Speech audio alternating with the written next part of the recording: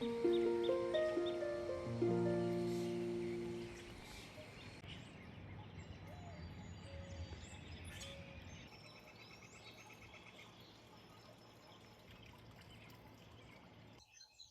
and welcome to a new season of the Garden Fix.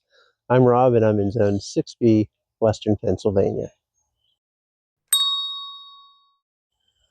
Well, guys, it has been a long, rough winter here in Zone 6B, Western Pennsylvania, and I'm pretty sure where you were too. We are now in about mid-spring, and things are coming to life and looking wonderful, and I would love to show you my favorite daffodil of the season.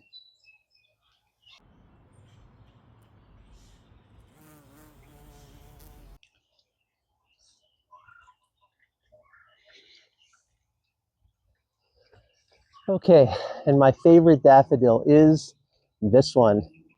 And this is called a double Sherborne daffodil. So this particular daffodil is a peony style flowering daffodil, and the flowers can get to about 3 to 4 inches across, and you can see how many petals it has. It's beautiful. It is on a stem that reaches about 16 inches and is super sturdy. We do get a lot of wind here in our garden, and we get a lot of rain as well, and these daffodils have withstood both of those elements. Well, the first thing I thought of when we bought these was that I wasn't sure if I was going to like this bold, bright yellow because it's not necessarily my favorite color. However, they're so amazing and so striking and so fluffy that what's not to like? The wonderful thing about most daffodils is they're hardy from zone 3 and up. And on top of that, deer and rabbits do not eat them, which make them fantastic plants to put out and not worry about. As you can see here, I have one of these daffodils that the flowers are spent already.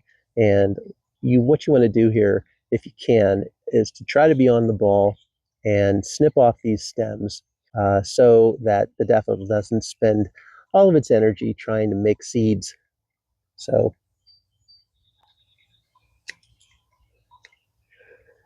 there we go. Now, as always, you don't want to cut any of the foliage until it browns completely.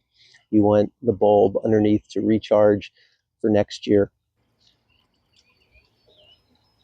After snipping that off, it made me think of one more thing that's pretty cool about these. These make a really nice cut flower.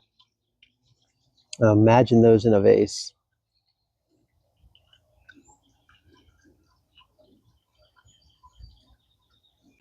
All right, guys, that's all I have for you today.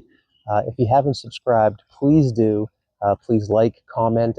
I'll be sure to get back to you. Also, we have some really cool videos planned ahead this year. I have a nice long spring garden tour that I'm excited about doing for you. And of course, I will show you some pretty cool plants in the garden along the way. So until next time, I'll meet you in the garden.